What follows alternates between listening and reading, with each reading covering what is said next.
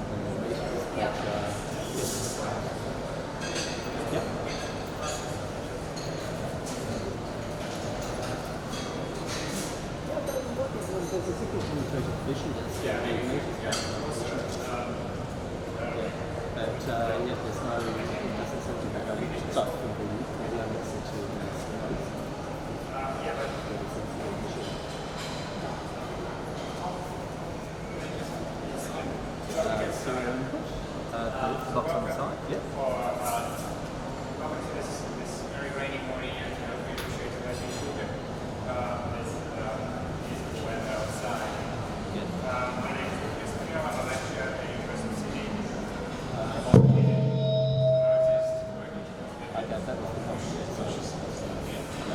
Okay, now we have feedback. Thank you, Andrew. So good morning everyone. My name is Luke Hespanhol. I'm a lecturer in design at the University of Sydney. I'm also a media artist. I've been working in Vivid for many, many years and also in other venues. And I really appreciate you coming here today in this very rainy and cold weather outside. I hope the talk is informative and I hope you have time again for questions as well. I'm happy to stick around and talk to you as well.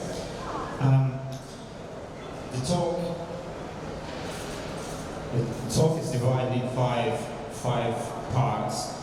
So I'm going to be talking a little bit about my own practice to begin with, because it kind of sets the context for what I do. And then I'm going to talk a little bit about urban media art as a practice, as an emerging new field. I'm going to talk about digital placemaking, which is something that I've been working a lot in the past couple of years, and something that's gaining momentum not only in Australia but worldwide. And then I'm going to talk more specifically about how the University of Sydney has put some effort in turning itself into a living lab for media art, and especially in urban spaces, and how we have been working with our students in that regard, and then specifically about the collaboration we have with the City Council around Vivid, but also outside Vivid. So to begin with, before I talk about my own practice, I just want to show this quote from Brian Eno. I was doing some research. As you know, this is the 10th anniversary of Vivid. And this was an article that came out just before the first Vivid, when the musician Brian Eno was the curator at that time. And he was asked to describe what the profile for Vivid artists would be in his opinion. And he said he was looking for people who work in the new territories, in the spaces in between the places out in the edges. People who invent new practices and combine things that have done before in an experimental way. And although Vivid has gone very much mainstream in the past 10 years, I think this is still the essence of the festival, and especially the people involved in the festival, is try to push the boundaries and provide new experiences for the general public, which we may not have been exposed to before. And that has always also driven my practice. I have a background in computer science. I used to work in the IT industry for many, many years.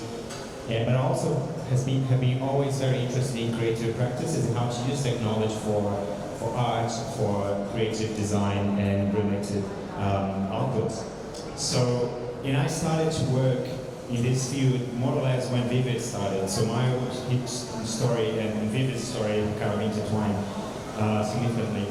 Back in 2011, I was really experimenting with technology, and at that time augmented reality was a very new thing, and I started to being commissioned by, in that case, music festivals. So you may remember Harvest Festival a few years ago here in Sydney. And they were all about providing new experiences to the audiences. I designed this augmented reality app where you could go around Parramatta Park, which was the venue at that time, and find going on like a treasure hunt to find those floating fruits, those harvests. And over the course of the day, they would develop and become more happier and happier, and go higher and higher, and eventually they would explode into a milkshake, and, which you could watch with your phone. But you also could point to the fruits and get the location where the bands would be playing and get lyrics from their songs and get around the program for the music festival. So that was really interesting at that time, and I got very good feedbacks.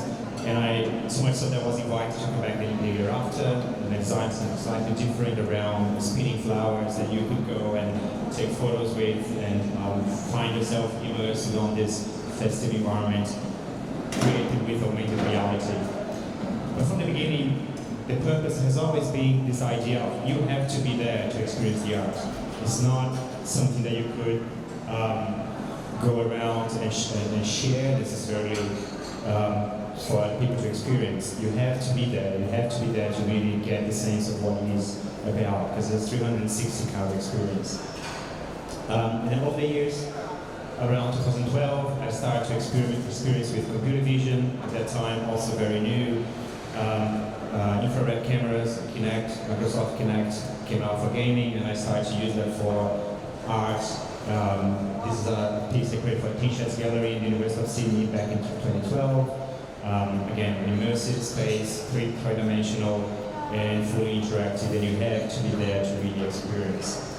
So at that time that was quite new, also mixing LED screens with projections, so different kinds of media, which did inform my practice in years after that. Then I was a resident artist in this art space in Piedmont called Coach at Work for a month until 2013. And again, using computer vision to go and record the traces of pedestrians in different locations around Sydney. I was in residence for a month. I would go out every morning, choose a place and sit there for an hour or so, just recording the movements of people. And they would create in real time this digital painting that would then exhibit in the gallery. So again, quite an experimental process, but using technology to capture live moments in the city and the atmospheres of those public spaces with an artistic twist. And then I started to do Vivid in 2012. At that time, Vivid was still quite new, and was for us in the university was a very new thing. We had never done anything like that before. We started to gather different researchers. I was a student at that time doing my master's and working with lecturers and trying to put together something that would reflect our practices.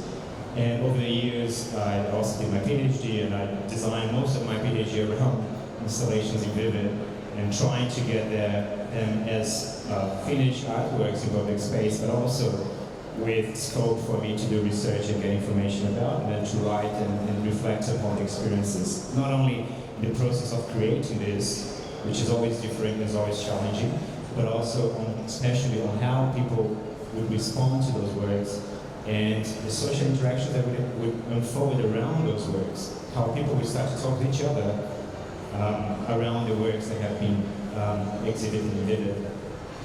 So they're very different, but they all share the same quality of being situated, designed for the spaces where they work at, and with this goal of trying to engage people around them in a way or another and change their behavior. And I'm going to come back to that point in a minute.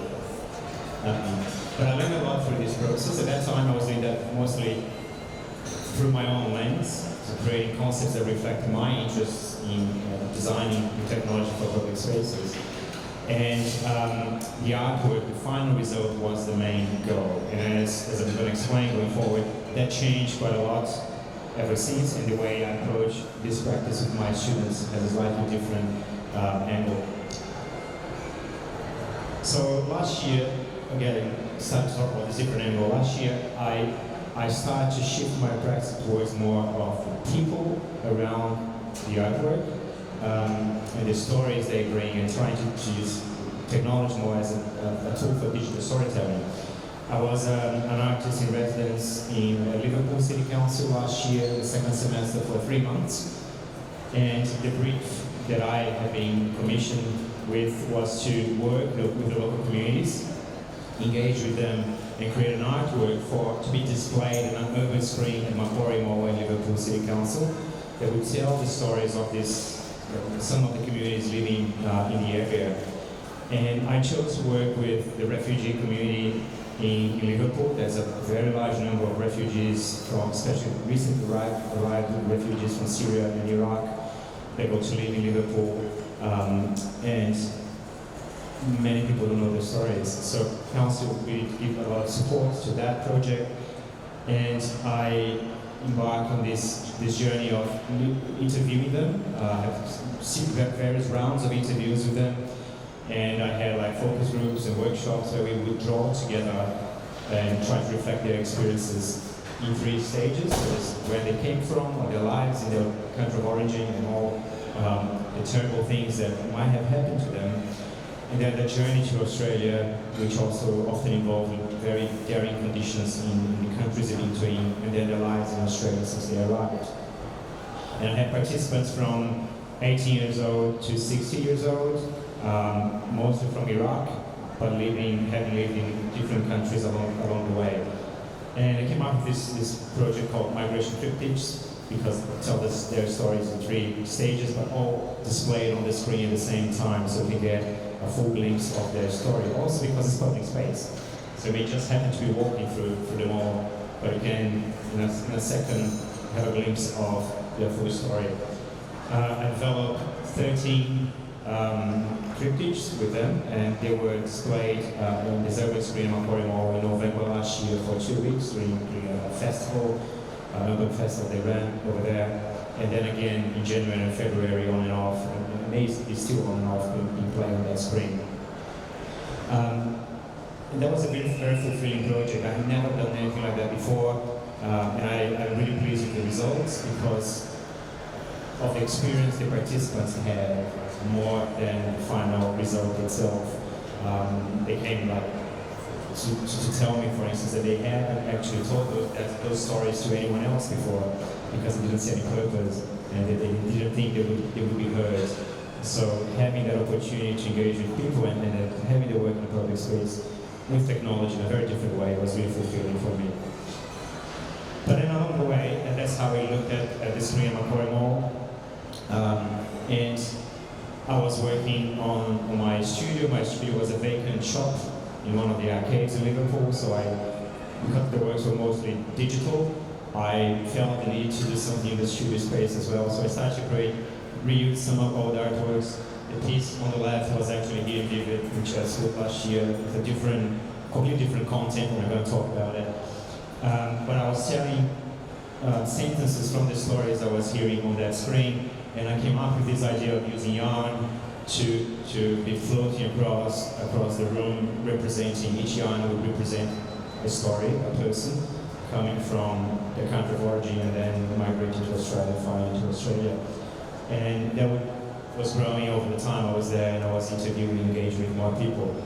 So that was just to fill out the space, because I was there all the time and people asked what I was doing there in this vacant shop.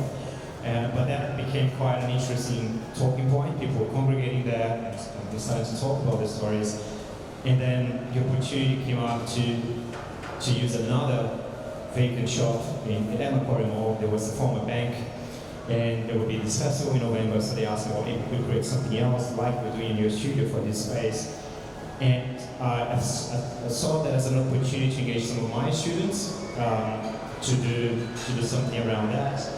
And I worked with one of my master's students, Yushin Wang, who were inspired by what I was doing and turned my yarns into digital yarns or luminous yarns using electroluminescent wires. You can see on the bottom left.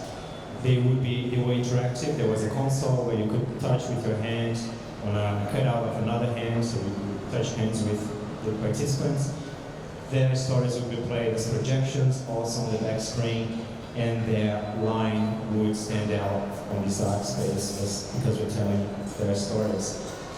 And it was also all about articulating those themes of peace and welcoming and community living and love that we are providing to them.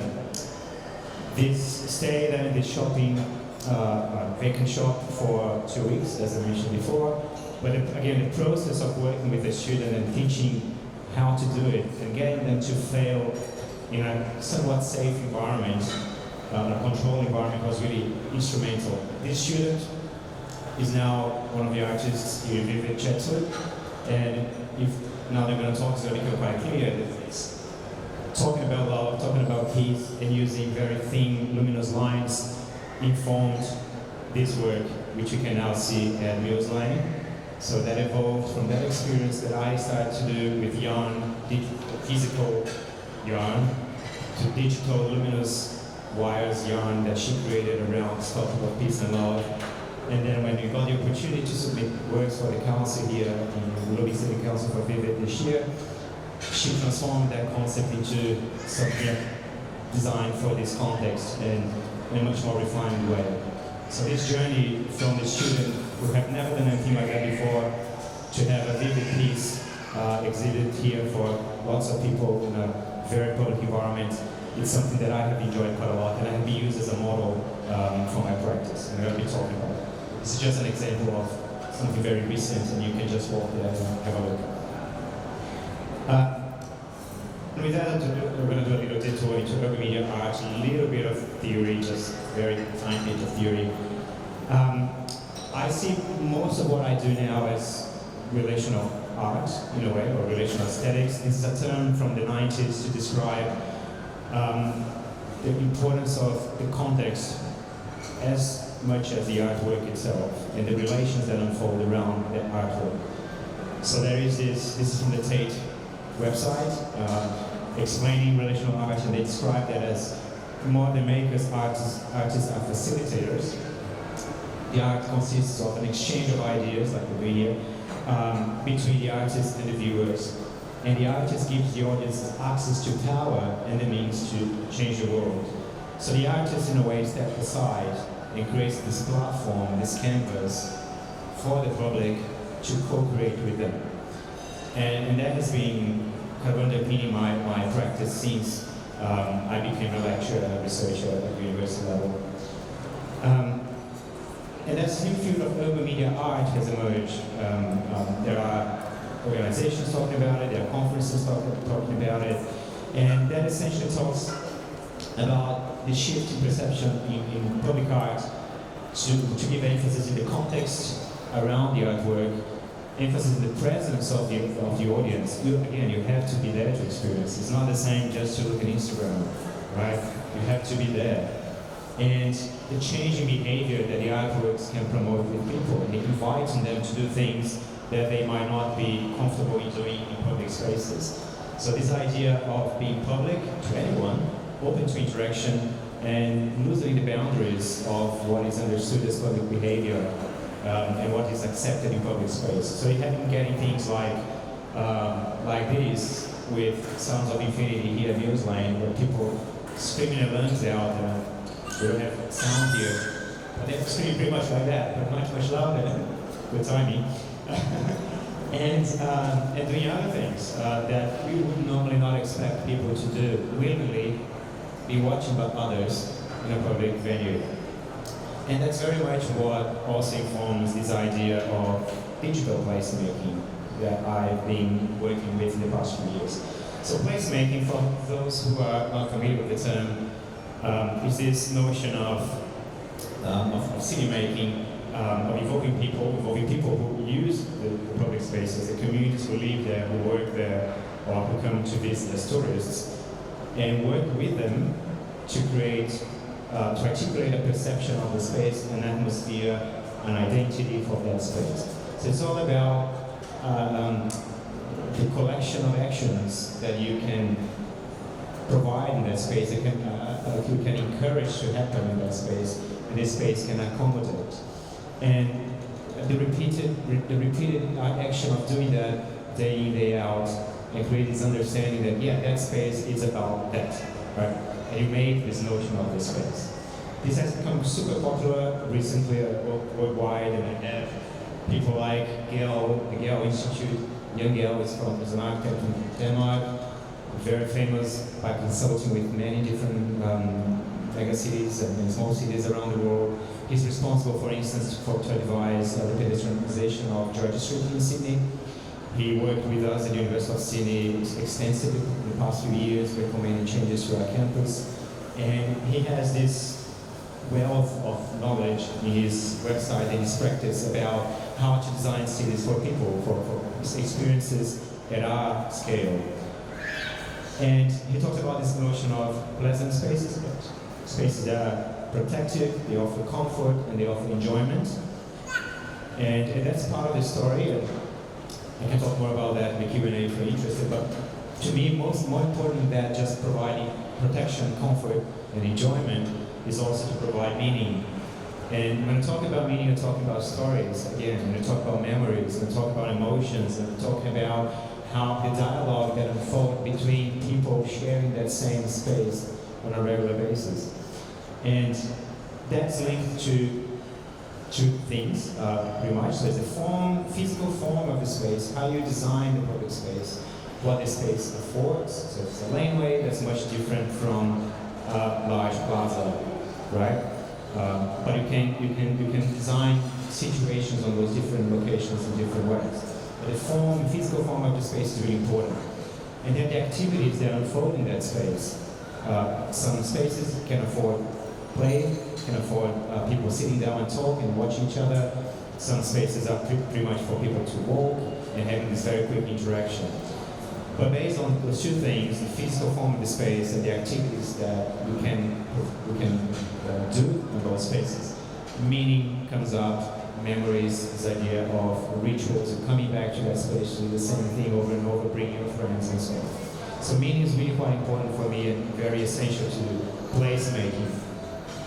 And when I talk about good use of public spaces, I keep coming back to this example in China. I've been teaching in China for the past 3 years, on and off. And this is in Chongqing, a city in the western China, which I run a studio every year. And this is one of the large plazas in one of the cities they have there. And this is totally spontaneous. No one is really coordinating this. Every night, hundreds of people congregate in this plaza to dance. You have different groups dancing and choreographing. And you can see some light going on and off, and this is looks like matching the dance and music, but it's actually not. The light actually comes from this, which is it's a commercial billboard space. It just happens to be there. The space is actually pitch dark. There's no public lighting, or very little public lighting. But this creates the mood, this creates the atmosphere, and people made use of that and take advantage of this emerging mood to enhance the experiences. And I think this is really beautiful because it's just emerging. There's very little control, spontaneous, involving hundreds of people every night. It's something you don't get in many places around the world. And you may try to design really hard to get a sense of experience, and often you fail. But things happen spontaneous like this. This is a place that was made by the people to have this sort of atmosphere. But otherwise, different organizations and local governments have tried to create similar group atmospheres. Top down, this of course is Crown Fountain in Millennium Park in Chicago, created in 2004. It's extremely popular since that time. And it's a fountain, but it's also public artwork, digital artwork. It's an LED screen behind the bricks, and images from local school children posing as if they were spitting water. This is a fountain. It's simple. It's very simple intervention, quite playful, unusual. You can't help but laughing a little bit. And you still have a fountain, kind of a water park in a very popular space in the city. And then we have bottom-up, of course, initiatives, people getting together, like guerrilla urbanism, tactical urbanism is also called, getting together to make small interventions on their neighborhood, bike laneways, pedestrian crossings, and so on, which can then almost like serve as a prototype for new improvements around their neighborhoods. And we have then initiatives in between, which is what we call bottom-up in research. And those are articulated by groups of people who are not at the bottom and not at the top necessarily, in the sense of they're not the government, they are not the actual communities, but they're working with both as mediators to create things that can be enjoyed by all. This is Midnight Moment in New York in Times Square. It's a program that has started in 2012, a very experimental way as part of the revitalization of Times Square. Just before midnight, for a few minutes, all these commercial screens are synchronized and show digital art. And that's a very simple intervention. But it creates this ritual. You know that something's going to be on every night. You go there to just watch it just before midnight, so late at night. You go for dinner before that. All the shops are open, the restaurants are open, and you create this flux of people that make the space safer, that make the space more vibrant, and have all this flow-on effect on the local economy as well. And most importantly, the perception of Times Square as a safe, vibrant space, which at that time was kind of being challenged. So digital placemaking is all about involving people in participation, in co-creation, and in storytelling using digital means. And that has been subject to my research and research from others in my university, but also around the world. We came up with guidelines of how to create spaces that encourage meaning, that encourage memories and storytelling.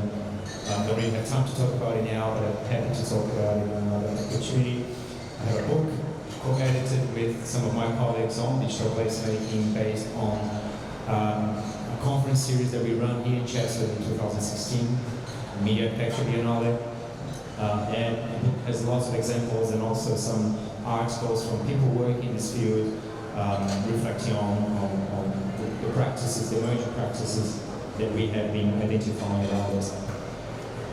But that has sets us up at the university as a potential mediator. So this last model was talking about middle out, working as a connector between local governments and the industry, but also students and local communities, and using our spaces in the university as a living lab. We can afford to experiment and fail, because that's what we do on a regular basis. So very briefly, I'm gonna discuss a project I've been working in the university in terms of digital placemaking. This space is the public space around the pedestrian footbridge over Parramatta Road coming from Leeds to the University of Sydney campus, if you're familiar with that campus. This is one of the main entrances, I think the second main entrance to the campus. Literally hundreds of people walking by every day. And it used to be quite neglected and run down, even dangerous at night, very dark. So the university has been encouraged by Gale architects to do something with that space, and they contacted me to create some digital interventions on that space. So that has been framed as a new model in digital placemaking gallery, urban gallery, which we hope to do regular events and also exhibit works of art. That has been like soft launched back in February as a new digital placemaking footbridge gallery in the University of Sydney.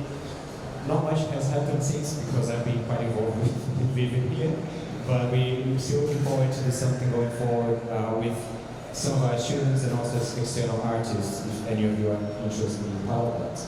But that's how the space used to look like. That's how it looks like now. So it was a physical redevelopment of the landscaping, new movable furniture, colorful, and also some digital interventions. When we were thinking about what to do with that space, I spotted this wall, which I found quite beautiful in a way, very bare, but with this very interesting brick features that I actually love quite a lot.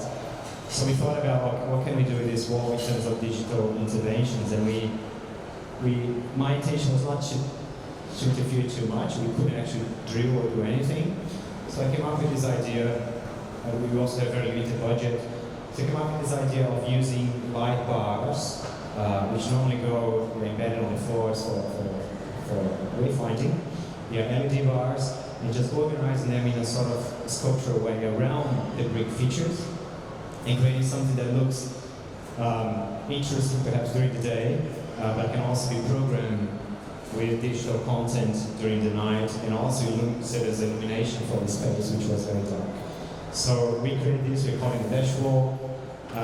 This can be fully programmed and animated. We teach our students how to program and animate this wall. And it's been running every night for the past year, since June last year, with different content. And it's also, we're in the process of creating a system to allow other people to create digital content for us as well.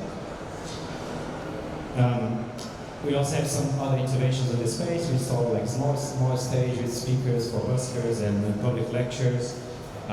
We also play music during special events at university. Again, this idea of creating soundscapes and atmospheres. We have an external projector, and we're working on this program of short videos to be played every night. It's what we call Flicks on Bricks. That inspired by Midnight Moments. So the idea of creating this ritual, you know that something's going to be playing there every night if you happen to be walking or going by that space. So that's all on the cards, and it's going to be happening in the next few months, hopefully. But another thing I've been doing in the guise of this idea of making interventions on campus that could lead to more permanent things is to work with my students and teach them how to do it and get them to experience the process. So since 2017, I've been running a design studio in digital placemaking, in urban media art with my master's students, and I teach them what I've learned during my experience in the past few years, and I get them by the end of the semester to create installations and have them exhibited on campus for a day, and then some of those installations get their own lives after that. So those are images from the festival we had in 2016, and then 2017, and then last year, 2018. I've been calling it pilot lights because they're pilot projects, and the students are learning how to do it. And it's also winter, so we ran these editions of pilot lights last Friday, 31st of May. And we had 11 installations. There was a record number of installations we had across the campus for the evening. They vary, just quickly go through some of them. They vary from playful, real-time, digital, shadowy interaction, but also there's an aspect of storytelling to this, to live DJ around a tree, using light and sound. So they're actually creating mixing sounds real time next to the road. And then we have interactive wall arts, but also could also be programmed as digital content for emergency situations, for example. And then we have storytelling using balloons and wall arts as well, and open for people to go and draw and paint on them. And we had immersive audioscapes, interactive projections. We had digital waterfalls. There's a projection mapping on a staircase we have on campus. People will walk in front in the rain with the waterfall go around them real time. Interactive instruments, playing classical music with quadrangle. Harry Potter kind of experiences around the Harry Potter building university as it's known by the students. An interactive musical rocking chair that you can select. It's like a jukebox, but it only works if you are rocking the chair. An immersive installation talking about the Great Barrier Reef and coral bleaching, and like storytelling with an educational purpose. And using the wall I just described, we had a group of students mixing projections and real-time LED interaction to create this gamified experience, collective experience in public space. So we have all that created in the space of 3 months, or past 3 months, an exhibit on campus last Friday, and also an exhibition at T-Shirts Gallery if you're interested for the next week. So it opens tomorrow, we have an opening tomorrow, that's going to be on all those works for the next week or so if you are interested in going there. By using that model, we adapted that model for our work here with the Ruby Council in Chatswood. Based on those festivals that I was organizing with my students, someone from the council went there in 2017 for the first edition to visit us, and what got inspired by that and actually invited me, well, maybe we could get some of our students next year to contribute some projects for Vivid at Chatswood. So we started working on that last year, and then we came back this year. And the reason that didn't happen out of the blue, I already had some engagement with Willoughby City Council for my own work. 2014 I was here in the concourse, creating the first, to my knowledge, interactive experience of the urban screen here at the concourse. That was part of a research project with the Willoughby Council at the time. I created this almost augmented reality gamified experience on the screen to raise awareness about some of the topics the council here was interested in sharing with the public. That was on for a few days, but was a super interesting experience. Then in 2015 I came back for an exhibition, had one of my work exhibit at the art space here during Vivid as part of the media picture exhibition. In 2016 we did have a conference here at the concourse as well, the Media Architecture Biennale, which is an international event, and it was the first time it happened outside Europe. Last year we had it in China, and got a lot of different international researchers from Australia, and during Vivid time into Chatswood as well. And then last year, as I said, we started to try to work this program with students during Vivid. And I worked with one of my PhD students, who is Chu, and I got some funding, seed funding from the university around this idea of extending urban infrastructure for community engagement and digital placemaking. And with that funding and also some help from the council, we came up with 3 small-scale installations last year. As you may remember, there was this Vivid market at that time, so you may remember those works. Liquid Lies was like a theatrical performance, in a way, using electronics to sense your level of anxiety on your fingers, and then guess if you're telling the truth or not, like a pseudo lie detector. Very popular with kids. And then we have interactive benches that would try to strike conversation with people and would follow you with the eyes. And then we have this panel, which was not interactive, but was just displaying messages about community life and harmony and love, and we used some of the previous works in there as well. But also illuminating this corner just across the road from the concourse, beginning of the hall. Sitting at the back of this chorizo stall, which was an interesting experience. I had to work with them with the content because they were a bit reactive about having a digital wall at the beginning. So, but that was an interesting experience as well, to engage with the local community as we went. And then this year, we started much earlier with a whole lot of support from the council, and I'm really grateful to Juliet here and everyone else in the council to really engage us earlier, so we could have better and more refined works this year. And from the beginning, I approached this as an opportunity to go way beyond just the public artworks, but also to engage the students and to create a flow-on effect on knowledge discussion. So more than just the public arts, but also mentorship to students, creating the new generation of artists, having their research and their learning displayed in the public space for others to see and discuss, potentially leading to publications and collaborations, public talks like this, and other of my colleagues, and exhibitions as well outside the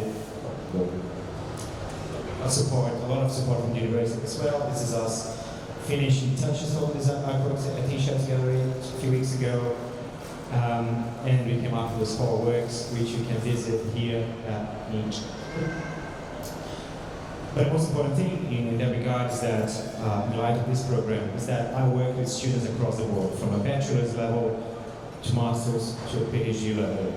And that's very different, requires a different approach to those different students, and the results, of course, also, in a way, reflect the different stages on their journeys.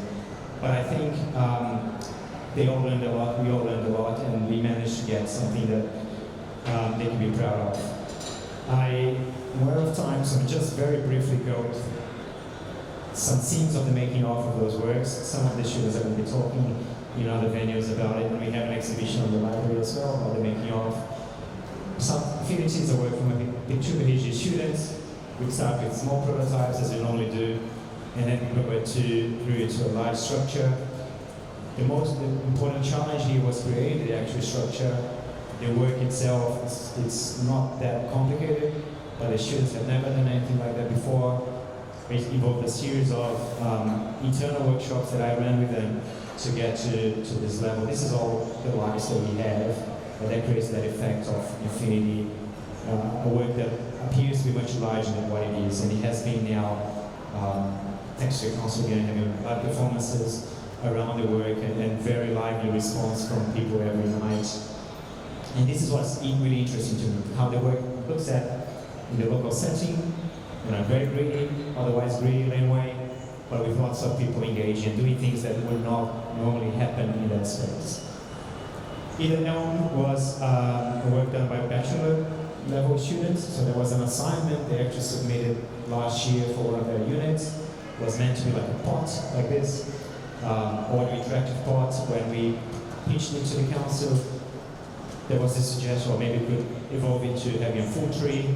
So the students redesigned that, but of course they have never done anything to that scale, so that involved a lot of new challenges for them, and I worked closely with them to teach what to do and how to get to results that could be reflective of their initial ideas, but on a much larger scale. I helped to write the software with them, then again involved a lot of different iterations. That's how my office was looking like a month ago, like a disco party.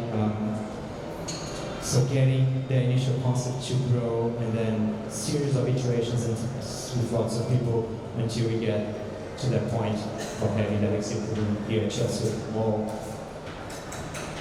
Woody, I'm not going to talk too much about it. Marius, the designer behind it, gave a talk last Friday about it. But I just want to point out to this effect here on the laneway. I mean, all those drawings happening as a consequence of having the robot drawing on the floor. This is spontaneous. This is created by people. It looks different every night. And we actually been collecting all the different expressions every night because from a research perspective, this is super interesting. And we have people spontaneously copying the drawings made by the robot. It draws hearts and flowers. So people start to draw hearts and flowers, and then that diverge to whatever expression they want to have on the floor. That's gold in terms of city making and place making. We may work very hard to get this sort of response, and we're getting this here every night already. So this is super interesting. We're really pleased with the response from people. And finally, a vision, peace, loving music. I mentioned that before. So those students approach this as a continuation, as a refinement from previous works they developed last year with me. We started with animation, digital GIFs, and then we evolved to physical prototypes. They learned a lot in the process. They've never done anything like this, quite like this before.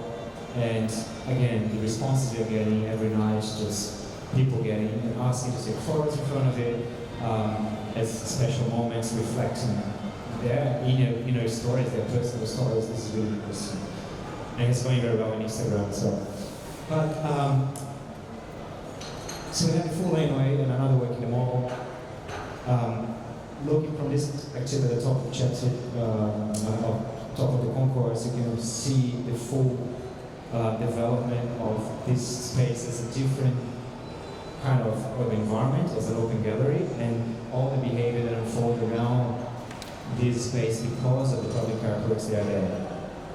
And coming back to the idea of relational aesthetics that I talked about before, I think this is a very good example of that notion of more than the artworks themselves is facilitating the behavior of the public, and the experience of the public around the artwork in a public venue. This is very important, it's open to anyone. And what kind of behavior people are going to have that is quite unpredictable in a way, but that's what makes it really interesting. This exchange of ideas that spontaneously unfolds and emerge in that space because of the artworks. And by doing so, giving people means, if not to change the world, at least to change their experiences in the city, and changing the city and the laneway for this period of time that we are there. But on another level, if you think of the process, so the university and myself as a lecturer working with the students and also working with the council, putting the two together, and giving them the opportunity to, facilitating their experience, the opportunity to express themselves in the public realm, and then exchange ideas with the public, and by doing so change their own practice and potentially nurturing the new generation of artists. I see this process as an artwork itself. That's how I've been approaching Vivid since I stopped doing my personal artworks. I see involving other people, involving students, involving the industry, involving the council as a relational artwork, giving the opportunity to people to create their own experiences and create their own journeys and trajectories on their professional lives through teaching, but also in the process work with local government for filmmaking. And I'm looking forward to this in years to come. So that's what I had to talk to you about my practice today. I welcome any questions, but thank you so much for coming again today.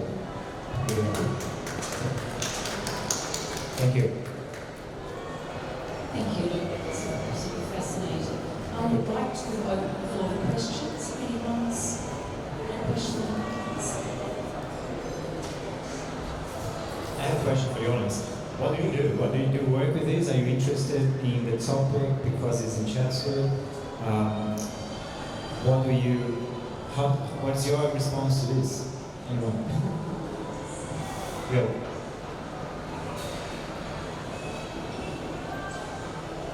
So, I study interactivity in games, but most of it's quite digital, so on the computer coding and stuff.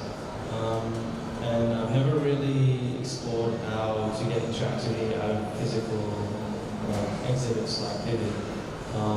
So, like, how could I possibly get into do this hardware? Again, this is not something that is common practice, not even in universities.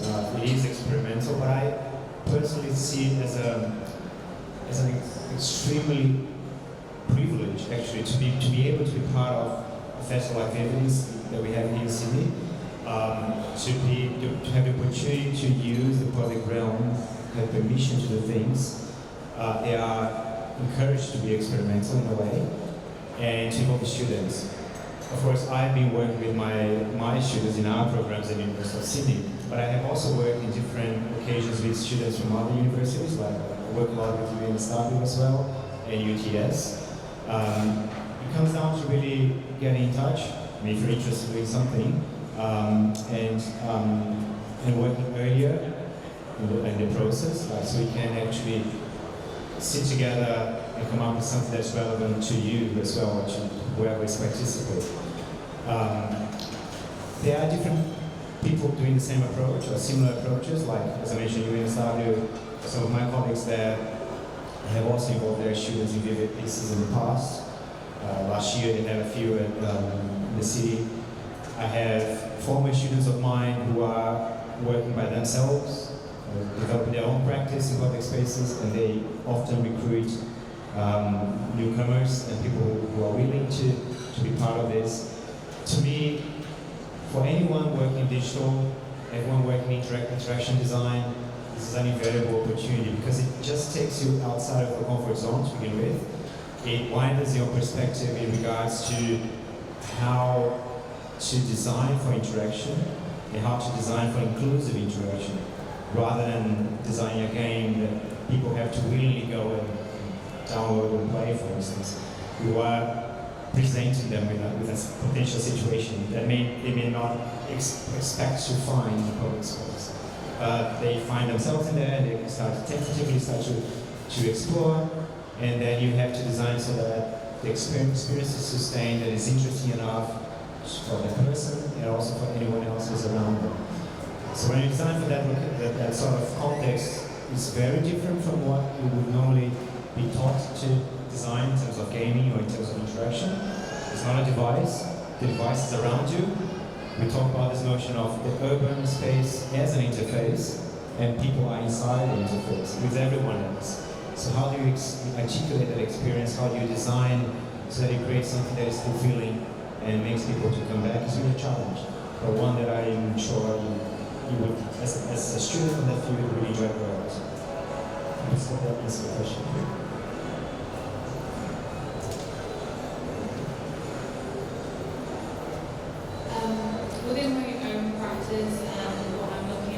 exploring for a minute. I'm looking at digital media and technology, and there seems to be this very interesting debate that's going on at the minute, whether or not it's kind of making people more insular and isolated with phones and things like that. But at the same time, things that make things so much more accessible and communities are able to get involved. How have you found that as with your own research? Yeah, absolutely. I think this is probably one of the most important aspects of this practice, and definitely one of the design concerns we have when we try to come up with new ideas for this. Taking people out of their bubbles, right? Even if they don't realize they're going out of their bubbles, like they're surprised by something, they just stop looking for fun. And by doing so, you start doing things that you would normally not do with others. So there's this very democratic essence, in a way, to this practice, right? We are opening up space. It happens to be public spaces, but it could be in a gallery as well. Spaces where people who potentially never meet or collaborate or do anything together suddenly find themselves at least laughing together or observing something else together and then comment to each other. This happens spontaneously, and you just need, as a designer, to have this insight of how to create a good excuse for people to engage in this spontaneous interaction. And when people do experience that, and we've run research, we've run interviews and focus groups in the past, after people went through our vivid works, that's a recurrent thing. I mean, they usually are fearful of, because you never expect to see something like that. There's this fear of public embarrassment, of play silly in public. Yeah, exactly. Yeah, maybe you end up on Instagram or end up on Facebook doing something silly. So people are, especially adults, are very cautious about it. And then children actually become the conduit to that experience. So they don't care, right? They just go and start to explore. Often too much. They will really try to as much as they can with the interfaces you propose. But then they kind of review the boundaries of that interface, and they make often adults to feel more comfortable then to come and explore. So you have to be aware of those layers as well. You know, who is going to really be your first audience to begin with, and then you can attract other people, and then you can reveal other aspects of your work and other experiences that may not be accessible to children, but adults will understand as soon as they start to interact. And often those layers are social. They only happen when multiple people are there. And you have this group reaction, like the laughing balls that I showed here, that I had in Vivid in 2014. It easily became a group experience. They were doing nothing but laughing back at people based on the level of noise you do. Super simple concept, but it created a chain reaction, and people were literally just laughing at nothing, really, in a public space and laughing together and taking photos and selfies of them laughing together, which you wouldn't necessarily expect to happen. So you just need to provide a good excuse to break the ice, and then things happen by themselves. And yes, taking people out of the social bubbles, like stop interacting only on your phones, and coming back to interact in the public space physically with other people. There's this aspect of being together in a physical space with other people, which is very much neglected these days, and we only realize that when we have the experience. Luke, I did some marketing at the railway station Yeah. at Vivid, and I noticed that as soon as I said Vivid, people knew what I was talking about. It's become part of the landscape, the cultural landscape, like Festival of Sydney or Moonlight Cinema, except that it's free, which is great. People go there, but also passers-by, so people who don't even intend to engage in it do because they're just walking by. And I've been also at the installations and seeing the engagement with the community has been really incredible to watch. I just don't know anywhere else that I've seen that, so it's... Vivid today is considered to be one of the global success stories. There is a reference for festivals all over the world. It is extremely successful story in terms of digital placemaking as well. Like just this, as I said, this understanding and this passive perception of the public space in the city and in Chatswood and Toronto Zoo as an open canvas or playful playground almost. People go with that mindset already, right? As you would otherwise go to a gallery, but as I said, it's free and it's communal. You know there are going to be crowds and you go there anyway. It's going to be cold and rainy and you go there anyway because it's fun and because you get some out there experience that you normally wouldn't get otherwise with lots of people. I think a crucial aspect is that is the crowd. You know that you're going to be there with lots of other people. And although this may be uncomfortable sometimes, that's what actually makes the experience. And it's very interesting what you mentioned about the vivid mindset. Right? I've been doing vivid for a while. So at the beginning you got a lot of that very reserved kind of behavior. I was just talking about you walk by and have a look and take photos and walk away. That's almost like you would do in a gallery or a museum. Today, over the years, but especially for the past 3-4 years, there's a lot of more emphasis on touch. I think people expect things to be interactive and to be tangible and tactile, especially children. And they touch everything. It's literally the first thing you can observe, especially children, they go and touch. And then this expectation of, there's a true expectation. One is to be interactive, so people try to do something with it, but often it's not interactive at all, but we try something. And second, a social media aspect. So anything that can build on personal stories, and so that people feel like sharing that experience, their physical experience, they being there, right? And actually document that. This is really, really strong in terms of the vivid experience and mindset. And that has been copied all over the world. I mean, I was in Singapore a few months ago in a conference about urban media art and at the National Gallery of Singapore. And they were talking about 2 new festivals they're developing there, inspired by Vivid, trying to get the same sort of effect around the civic center in Singapore. China has a lot of small festivals that they are developing based on this model. Even last week I was talking to another company which is looking on launching something like this. And then we have festivals in Europe who are also being inspired by what we're doing here in Vivid. So what we have here is a very unique situation globally. It's an incredible privilege to be able to have this here and be able to be part of it. And it's such an open platform. And we take, many people take that for granted, but this is really, really unique worldwide. Yeah. It's something we should be really proud of.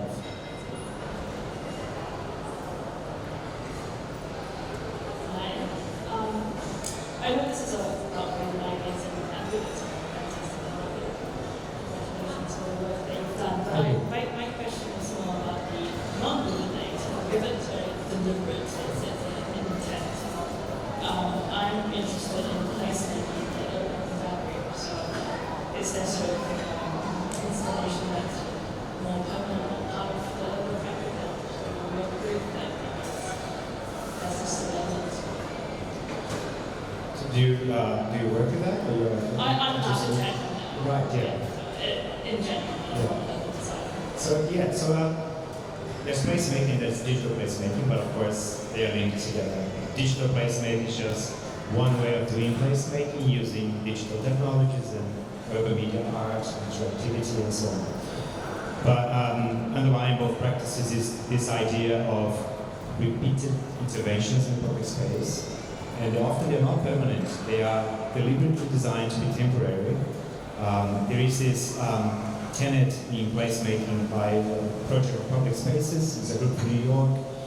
Has done a lot of work in placemaking. There is this tenet about working cheaper, lighter, and quicker. Literally, you design something that's not meant to last for long. It's done with cheap materials and done very quickly, so that you can test the public space and test people's reactions to that. There's no point allocating a large budget and taking a lot of time to something you're not really sure about. And that's not to say that you should not do public art in general, but in terms of placemaking, it's really important that you get an understanding of who you're designing for and the place you're trying to make. Because ideally you make for the people who are in that space. And often you just don't know. You have to do community consultations, but you also can do community or place interventions, create something that gives people possibility to give you feedback on what you're doing. And you do that multiple times. And you do that cheaply, quickly, and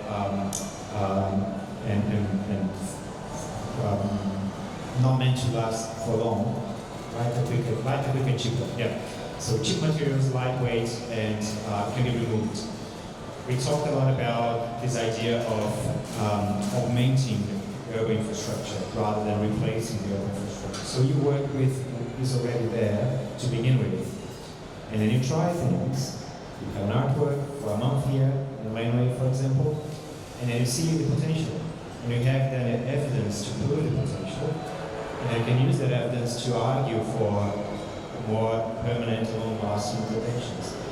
So that's the idea behind this notion of placemaking, is to almost like an urban prototype. You test, you create pilots.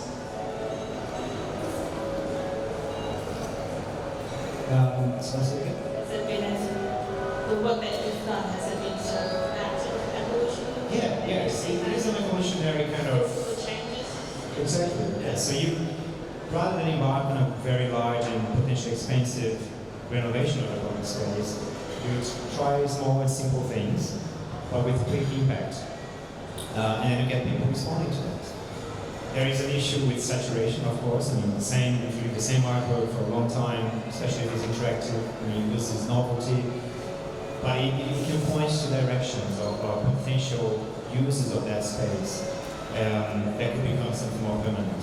So that's the whole idea, to use the opportunities and the resources that are available, even if they are not that large or they're not that readily available, but use whatever you have to create new situations for the space, get feedback from people, observe what they do, how they react, and then you can use that as evidence for more permanent and more lasting interventions. So I would imagine that installation is something that you will want to have reaction relatively inside the space or a different space. So I don't imagine permanent as in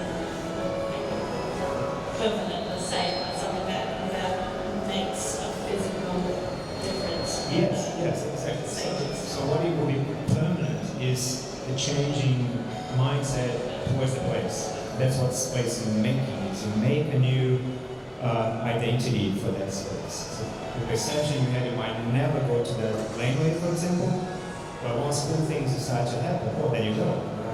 Melbourne has done that very well. You have this idea of Melbourne as cultural laneways and so on. Sydney is trying to catch up. I think we have a lot of opportunity here. But it's a matter of developing the culture, developing the perception of those spaces as installations. There's certainly momentum growing in Sydney for that. And I can tell you from the number of conversations I've had around this topic, and also being invited to work with different local governments around that. So I have this work here with the Ruby City Council. There's also the work I've done with Liverpool City Council. I've been approached by other, not the council, but we have proposals with other councils in Sydney. We had a work being developed in Westmead around the new University of Sydney campus next to the hospital, which is going to have a lot of this digital placemaking focus as well. And then we have colleagues working in other cities in Australia, Melbourne, in Brisbane, Newcastle. Newcastle has a very thriving new placemaking movement around the new city. So things are happening. So there is this definite awareness and growing momentum around this in Australia, which is a positive thing. Thank you, Luke. Thank you so much. Thank you for coming. Thank you. We appreciate everyone. Thank you.